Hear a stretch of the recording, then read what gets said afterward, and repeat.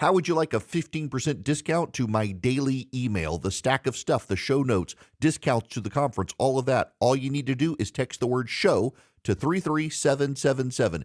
You'll get the annual subscription with a 15% discount to my daily email. You'll get the stack of stuff, the links to the show notes, discounts to the conference, and so much more.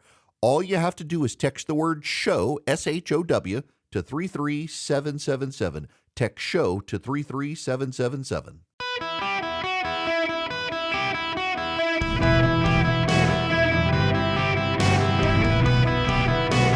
Welcome to the Eric Erickson Show podcast, Hour 3. Ladies and gentlemen, boys and girls, it is the third hour of the program on a Friday. I got an hour, and then I got to go, do squats at the gym and not throw up. Welcome. I have tried all day long to come up with an excuse to weasel out of going to the gym, and I can't come up with a good one. I tried to get the plague and didn't work. I don't want to go to the gym this afternoon, but I can't get out of it now. And now my kid says he's going to join me, but that's okay. So it'll be father-son, try not to throw up afternoon. Fun times. The phone number, if you want to be on this exciting program, 877-973-7425. Really happy to have you. It's a nice day outside, and I'd rather play golf, but that's okay. Here with you now. I want to take your phone calls this hour. It is an open line Friday. I will start, actually. I might as well. T-Bone's been waiting. Yep, we got a caller, and we're going with T-Bone. T-Bone, welcome to the show. Thank you, Eric. I've got a question. I saw Representative Stanek questioning Claudine Gay, and she asked if it was against Harvard's rules to call for the extinction of Jews, and she said it depends on the context. So I wish Representative Stefanik had said, what context is it okay to do that with? So she did actually ask that with one of them, and I think it was the University of Pennsylvania woman who gave a legalese answer of what's the context. So here's why this comes up. I'm glad you brought this up because people need to remember this. What Claudine Gay said, Elise Stefanik's question was, is it under your code of conduct acceptable to call for the extermination of the Jews or the genocide of the Jews? And Claudine Gay says it depends on the context. In fact, they all three, MIT, Harvard, and UPenn, said it depends on the context. Now, I want to tell you something that you might not hear from a lot of people, and that is that their answer was actually correct. You got to listen to me, though. Don't be mad and hang up. Listen to me. Under the academic codes of conduct of these institutions, standing in a public square with a megaphone saying death to the Jews is a matter of free speech. Going up to a Jewish person and saying death to you Jews is a violation of the code of conduct because it's not speaking generally. It's targeted speech to harass someone. The problem that Elise Stefanik was getting at in her questioning was that Harvard, when you say death to the Jews, applies it as its school policy intends it to be applied. However, same scenario, you stand in the public square and speak generally, death to the trans community. Harvard will expel you. Same thing. You're not going up to a trans person and saying, you transgender people should die. You're not doing that. You just stand in the public square saying transgender should die. Harvard will expel you. But if you stand in the public square and you say all Jews should die, Harvard will say that's free speech. And what Elise Stefanik was getting at is in your context answer is you're treating Jews differently from other classes of people. And they are, and that's the problem. Now, the solution that progressives have begun to advocate is, well, we should wrap Jews into DEI as well. See, the theory behind Jews not being protected is that they're just white Europeans, white European colonizers. In the grand scheme of the intersectional breakdown of peoples on planet Earth, the Jews are considered white European colonizers and therefore in the oppressor class. So you can say any awful, terrible thing you want about them and get away with it. The problem is that, well, the Jews were actually colonized by a group we call the Palestinians. It's actually the Palestinians who are the colonizers. It actually is the Palestinians who are the colonizers. It is the Jews who are the native dwellers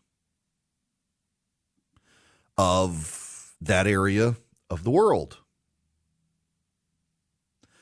And it's documented in multi-thousand-year-old documents. You may be familiar with this passage. I have come down to rescue them from the land of the Egyptians and to bring them up out of that land to a good and spacious land, a land flowing with milk and honey. That would be Exodus 3:8. Or here's Deuteronomy 26:9. Then the Lord brought us up out of Egypt with a mighty hand and an outstretched arm with great terror, signs, and wonders, and he brought us to this place and gave us this land, a land flowing with milk and honey. Just not oil. Just not oil. If you're Israeli, you can laugh at that because that's the punchline of the joke. God brought you to a land flowing with milk and honey, just not oil. Only spot in the Middle East where you're not going to find it. But you got your milk and you got your honey. It's well documented. The Jewish people were the original people in the land. Now, they took over from the Canaanites, the Hittites, the Amorites, the Perizzites, the Hivites, and the Jebusites. Intermarried over time, some exterminated, but they're the native people. The Palestinians aren't even a people. The Palestinians aren't a nation. The Palestinians aren't a tribe. The Palestinians are literally not a people. They are an amalgamation of peoples from different areas who live in that area who came to be called Palestinians when the Romans decided to expel the Jews from their native land, from the land of Israel and Judea. And the result, they allowed in multiple tribes, and then over time, the Arab invaders conquered them and converted them. But there were always Jews in the land. They always remained. They were never completely expelled. And when the Ottomans took over from the Byzantines, the Jews started flowing back to the land. And when you get to the League of Nations, and then you get to the United Nations, the League of Nations before World War I, and then you get to the United Nations after World War II, there is a sustained call for the Jews to have their own land back. Not new land, but to have their land back. Well, it really is funny, and it turns everything on its head. The Palestinian people are actually the colonizers. But because of their skin color, and it really is the racism of the intersectional left, because they are darker-skinned people, they are presumed to be the oppressed colonized. And because the Israelis are lighter-skinned people who were purged out of their land, many of them wound up in Europe because of those purges of the Roman Empire. They're lighter-skinned people. They are presumed to be the colonizer. It is all because of the amount of melanin in their skin that the left has made this decision, and they actually have the history turned upside down. The Jews are the natives. The Palestinians are the ones who colonized it. Now, back to the phones. Matt, you're going to be next. Welcome. Hey, I want to talk about biscuits. I was listening to Let's your talk replay. about food. I haven't eaten and I'm starving. Good call. Well, all right. So my favorite, Hardee's has a good biscuit, but the one that beats it is Bojangles. Cajun chicken, egg, and cheese biscuit. I'm gonna have to go on a field trip, aren't I? Yep. Okay, so now I gotta That's back an up. important one for you to try. So I the other day, folks, the start of this new year, I mentioned I had a biscuit from Chick-fil-A, and I've been watching what I eat. I've been cutting back on calories, but I decided I'm going to start the year with Chick-fil-A biscuit, and they're good, but they get steamy and gummy, and I don't now I'm going to have to go find a Bojangles. We used to have one, but it went out of business. In our area, but there is a Hardee's, and my wife and I love the Hardee's biscuits because they're crunchy on top. They got a buttery, pillowy center. They always load it up with a good amount of egg and bacon. I'm gonna so that now it's you mentioned so it's like the Cajun chicken. Is that what it is? Yeah, it's well, the whole place is Cajun chicken, but their chicken filet breakfast is a Cajun battered fried chicken biscuit. But the best thing to me about them is that they serve breakfast all day. Oh, okay, yeah. I'm gonna go have to find. I know there's one about 30 minutes from me. I've never eaten at a Bojangles. I'm gonna have to go. I'm gonna now. Our listeners up in Connecticut are listening to us right now, saying, "A Bo what?" Yep. Here we go. I've got a text from a friend of mine up in Rome, Georgia, who says Bojangles is a superior biscuit. Good caller. Surprise, Charlie let him on. I made up that last part. When I said it. All right, I'm going to have a field trip now, Matt. Thanks very much. Yes. All right. Bojangles. I'm going to have to go find me a Bojangles now. There's one about 30 minutes from where I live. There's one on the way to my in-laws as well. We're not headed there this weekend, though, but I will endeavor to do this. All right, one more before I go to break. Thomas, welcome to the show. Yeah, my question is, do you think there's a large enough percentage of people that are anti-woke, so to speak, but they're divided by parties? Like there's, 90% of Republicans are against the woke culture and 30% of the Democrats, but their votes are divided because they can't get together and vote away the wokeness.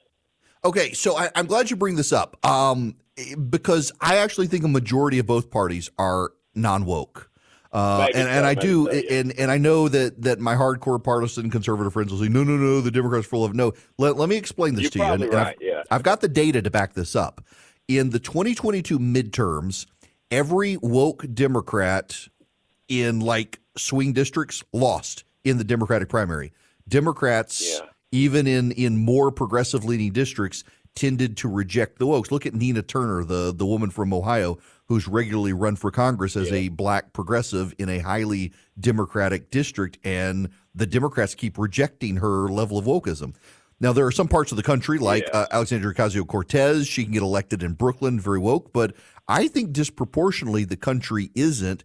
And I actually think that most Democrats aren't either. I actually think that most people recognize it's a deeply unhealthy mindset.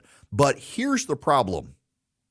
The Democratic Party in particular, there's a lot of fear about talking about this because the wokes are the most open and aggressive, and they're the most militant. And so though they may be the minority, the squeaky wheel gets the grease, and they squeak a lot.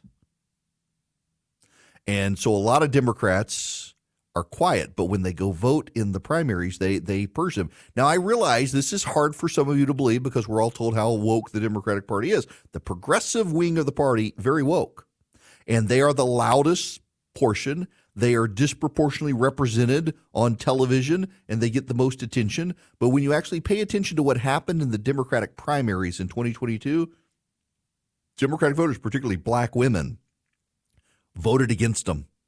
They don't like them because black women who have worked hard to advance their children abhor the idea of a boy being able to get a college scholarship from a girl over athletics. And they despise the idea that boys could be in their girls' locker rooms.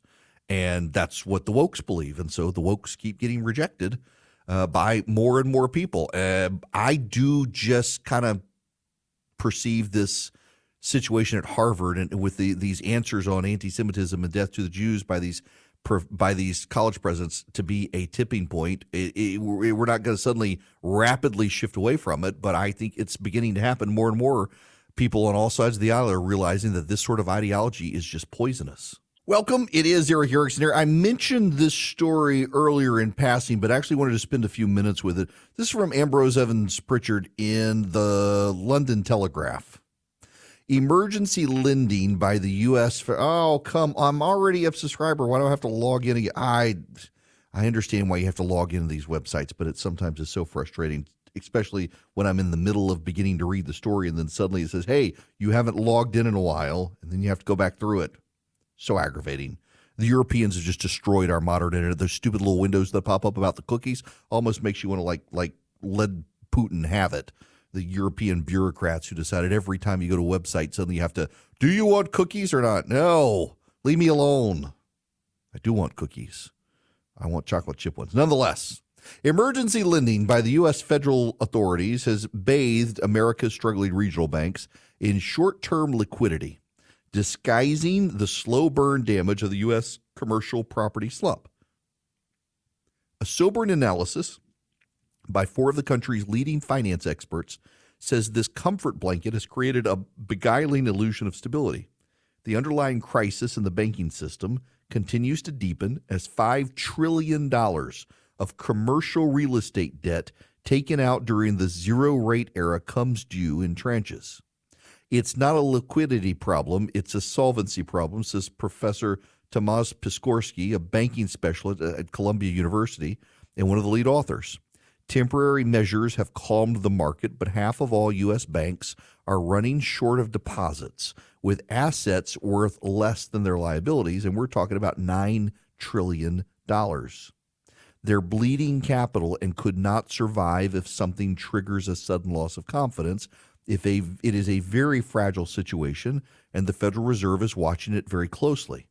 The Fed's pre-Christmas pivot in monetary policy, along with a 100-point drop in 10-year U.S. Treasury yields, mitigates the stress, but comes too late, is too tentative to avert mounting insolvencies. Property developers must refinance their debts into the most hostile lending market in living memory, while falling rents and soaring insurance costs are eroding their revenue streams. Almost $1.5 trillion is coming due by the end of next year. The entire commercial real estate space has to be reset. No one really knows where the values are. This is something I've been paying attention to, and I'm rather worried about. There are a lot of regional banks that did a lot of the deals for commercial real estate. And the bills are coming due, and you got empty offices now. And that's a very big deal. By the way, there's breaking news happening right now. Wayne LaPierre of the National Rifle Association is announcing his retirement. Wayne LaPierre of the NRA organization has come under a lot of pressure recently, and he's announcing his retirement from the NRA. I'll get the details on this when we come back right after this commercial break. Hello there. Welcome. It is Eric Erickson here. The phone number, 877-973-7425. If you wish to be on the program, it is an open line Friday. Here it is. Wayne LaPierre is resigning as the NRA leader days before the start of a civil trial. He and three other current and former NRA leaders are facing a lawsuit alleging they violated nonprofit laws and misused NRA funds. LaPierre is the executive vice president, technically.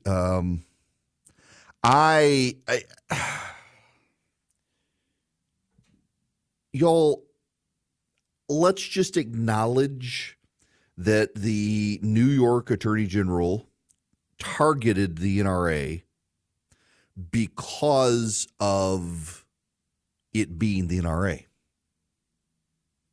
Let's also acknowledge that the NRA leadership made it very easy.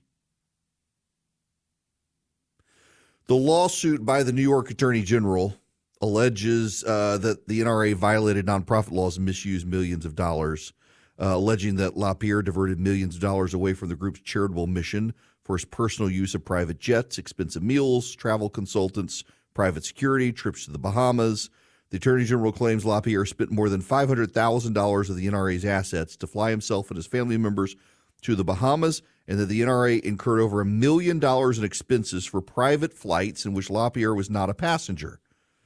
He received more than $1.2 million in expense reimbursements as well. The other defendants are accused of violating nonprofit laws and internal policies, enriching themselves, contributing to the NRA's loss of more than $64 million in 3 years.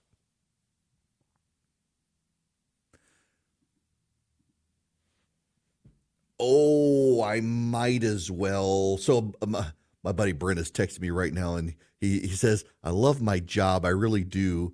But you have the best job. You get to live out Festivus every day and get paid for it. I'm about to. I have a real problem with some of these old school conservative organizations who have ceased to perform a useful purpose for many people. I stopped being supportive of the NRA and decided there were other Second Amendment groups that were far more willing and able to put points on the board. Chris Cox of the NRA was involved with the political side of the NRA, and essentially when he raised concerns, they pushed him out. The NRA used to be a massive force for Second Amendment rights in the country, and they're really not anymore.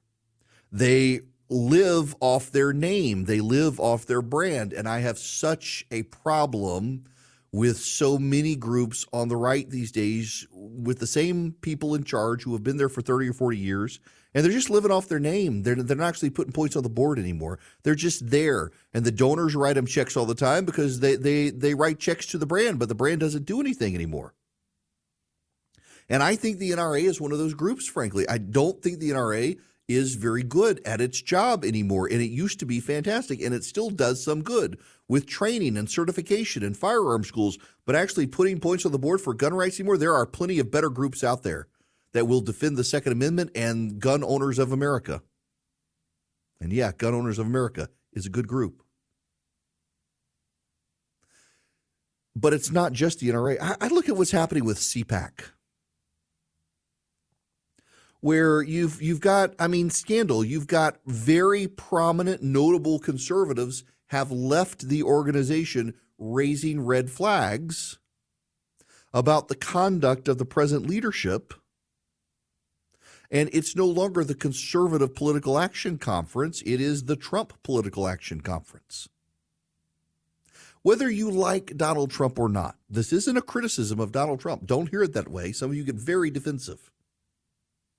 Conservatism actually means something. Now, you can say it's no good. What does conservatism conserve? I'm a populist. I'm not conservative, whatever. But the Conservative Political Action Conference used to be a place where conservatives could go to talk about conservative policy and the advancement of the conservative agenda. And now it's part of a cult of personality. Most of Trump's most prominent supporters now say they're not even conservatives. They're populists or they're nationalists or conservatism hasn't done anything. That's fine. If you think conservatism is crap, that's fine. But this is supposed to be the Conservative Political Action Conference. It's not for you. It's for conservatives. And yet, what does it do? And now you got all the scandals and lawsuits involving the leadership at CPAC and the American Conservative Union. What's the point? What's the point of it? They get checks from old people who don't know any better, and they live off that. They grift off that is what they do. I was very disappointed a number of years ago when there's the massive turmoil at the National Rifle Association, and they pushed out the competent people. And it was very clear they pushed out the competent people. And what it was is there were a bunch of people on the board. The red flags were raised by Ollie North and others that there was impropriety going on, and the same sets of people just decided to back the same sets of people, and it was a bunch of old people. Honestly, it was a bunch of seasoned citizens, we'll say respectfully, who want to go along to get along, who didn't want to rock the boat and just couldn't realize there was a problem. And they opened themselves to liability. Yes, they were absolutely targeted by the Attorney General of New York, but they made it so easy to be targeted, and they didn't have to. And time again, we see this in the conservative movement, and I'm sure it will happen in the progressive movement. But the progressive movement institutionally over time it's taken them longer to establish these outside groups that are of any value and meaning. They have some of the old groups out there, but those groups, I mean, look, probably one of the best examples is the Southern Poverty Law Center, which is just an absolutely insane group of ill repute right now. It used to be a group that put points on the board, and very few people take it seriously anymore outside the left. At this point, the NRA is just something the left prattles on about and has no idea that it's not actually an effective institution on the right anymore. I don't know that the American Conservative Union is an effective institution. I think CPAC is a waste of time. And I don't say that because I got a competing conference. I got a competing conference because I've been thinking CPAC's been crap for a while. And then you've got like Turning Point USA and Charlie Kirk's group. And y'all, I just think that's a bunch of a grifting society. When you pay attention to some of the stories that have come out about how much money they're making off of this, I'm sorry, but if you can afford, I'm in talk radio. I know what people in talk radio make. If you've got multi-million-dollar houses, you're not getting that off your talk radio salary. I mean, his particular syndicator's on the verge of bankruptcy anyway. There's no way. Money's got to be coming from somewhere, and it sounds like it's coming from TPUSA. It certainly does from the Associated Press reporting. These groups are just, to me, there are a bunch of people on the right, and this is what happens, and I mean this lovingly, not disrespectfully. There are a bunch of older, retired conservatives who want young conservatives to get involved, and they find out about these groups that promise to bring young people in, and they will write a check in a heartbeat. And the money goes to fund the parties of the people involved in the organizations, and they don't actually put any points on the board. The idea, for example, that TPUSA needs $100 million to fund a ballot access campaign in 3 states is garbage. As someone who's run ballot access campaigns, $100 million, you could fund the entire national get-out-the-vote apparatus. But they don't want you to know that. They think, well, we're young and we can do it better. No, you're not. You're spending $100 million in 3 states. You're going to get bigger houses and better boats. And it's the same thing with the NRA. Wayne LaPierre, I mean, best we can tell from the litigation and the documents uncovered, wardrobes, travel, private jets, things like that. Look, I want to fly in a private jet too. But I wouldn't, as the head of a nonprofit, use the nonprofit to fund my lifestyle. And too many of these groups on the right are doing it. Y'all, I'm deeply concerned that too many of you well-meaning people are writing checks to and funding organizations on the right. You think you're making a difference, and you are being ripped off by a bunch of grifters. And I say this because you got to be more discerning. Because I'm afraid that in the last number of years, what we've seen on the conservative side is a bunch of people prop up institutions, and they've decided they are get-rich-quick schemes. In the meantime, you think they're actually doing good stuff, and they're not. And it's the grifters are crowding out the good groups. The grifters are crowding out the people who are putting points on the board. We actually do need great outside organizations to put points on the board, to advance the cause, to do ballot collection, to advance the Second Amendment, to protect citizens, to advance the ideas of the conservative movement. And I think we're being disserved by sclerotic institutions that are rotting from the inside out. And at some point, they will fall over. And the gust of wind that may push them over may very well be a second Biden administration. If he gets another term, you know he's coming after these conservative groups, just like the New York Attorney General has done to the NRA. There will be targets on all their backs, and many of them will fall over because they have taken shortcuts. They have abused the trust of their donors, and it won't be persecution of the left. It will be the left targeting them, knowing how vulnerable they are. And too many of you won't believe it when the facts come out about how they've wasted your money.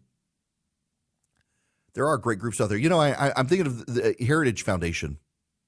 I don't want to drag Kevin Roberts and the Heritage Foundation into this, but the Heritage Foundation is a group that has revitalized itself repeatedly. And Kevin Roberts, the president of the Heritage Foundation, is not only a great guy and a good scholar, but he's doing a very good job of trying to thread the needle. And by the way, Kevin is getting a ton of hate from conservatives, like, why are you bringing these people in? And why are you allowing this to happen? Because Kevin understands that the conservative movement has evolved over time, has expanded and broadened, and that some of the debates we have now we weren't having then, but we should have those debates within an institution like the Heritage Foundation so they can play out. And he's done a fantastic job of navigating that, revitalizing an institution that was getting a little bit too big for its britches. He's done a fantastic job of it. I'm a big Kevin Roberts fan. But then you got like the NRA that has essentially choked out all the fresh blood that wanted to do new things, better things, and more effective things, and gone with the status quo. And then you've got the American Conservative Union, where it just sounds like it's lobbyists lobbying and a cult of personality and doing things they shouldn't do and having conferences that really don't generate anything other than scandal these days. I mean, what's the point? If we're going to be giving our money to institutions so that they can live in the lap of luxury and not actually put points on the board for the conservative movement, what is the point? Not of conservatism, but of a group of people and a donor class of conservatives who fund this stuff so that we're paying for people to have a good time while America itself starts to smolder. We either put points on the board or we don't. And a lot of these institutions, they're just not putting points on the board anymore. They're just allowing their executives, officers, and friends to live a lavish lifestyle. If we don't clean house, the other side will. I would prefer that we on our side clean up our institutions. Welcome. It's Eric Erickson here. Delighted to have you. The phone number, well, it's too late for that. Let me do some, I've patently avoided raw politics for most of the day, but you should know Chris Christie was on Hugh Hewitt's program yesterday morning and was very defensive about dropping out. Hewitt essentially said, if you're not getting traction and you're not going up in the polls, why stay in when your supporters could go to someone else? He's very defensive about it. And then a poll, I think it was an Argus poll, came out that showed that Nikki Haley and Donald Trump are now tied, well, in the margin of error. She's like 2 points behind Donald Trump now in New Hampshire. It appears Chris Christie's voters have moved on without him. He had gone from double digits to beneath Ron DeSantis. Now, you should know, I can't remember. I can't remember the actual pollster. I said Argus. I'm not 100% sure it is. It actually is a terrible pollster, not a fantastic pollster. However, I bring it up because it's not the only pollster in New Hampshire showing that Nikki Haley is suddenly gaining traction. And you don't have to, and I know that polls, nobody believes the polls are bad.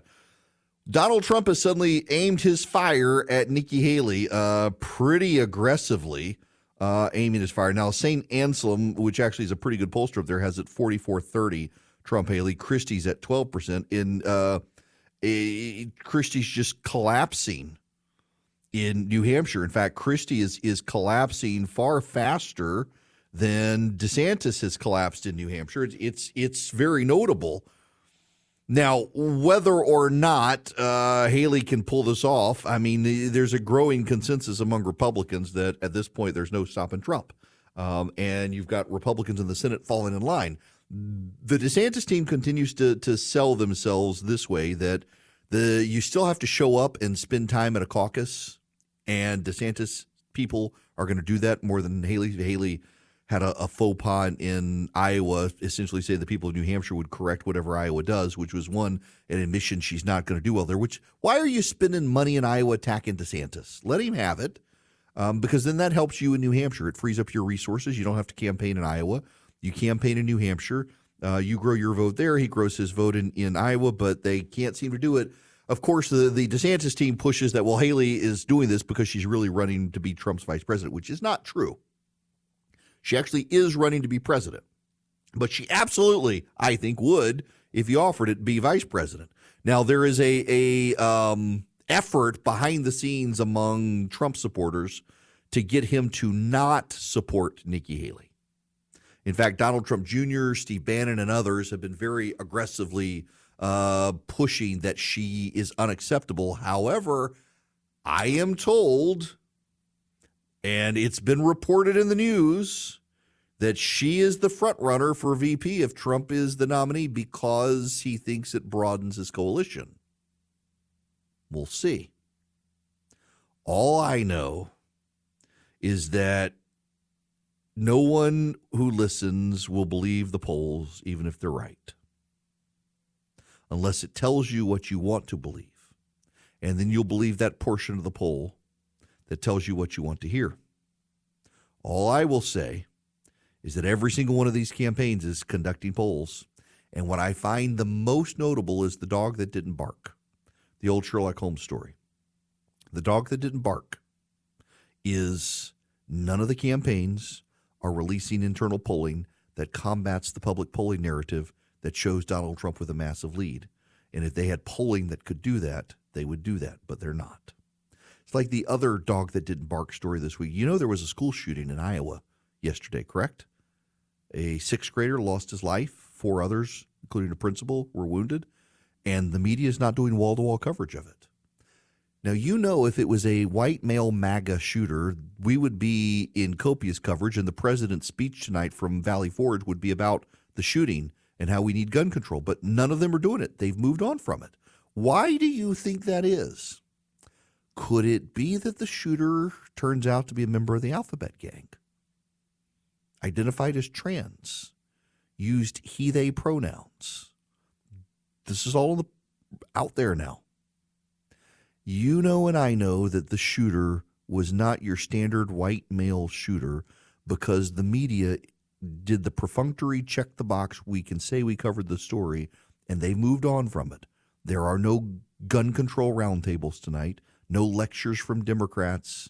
The president of the United States isn't addressing the nation. It's because of who the shooter was. The intersectional narration of the news media writes how they cover school shootings these days. Y'all have a good weekend.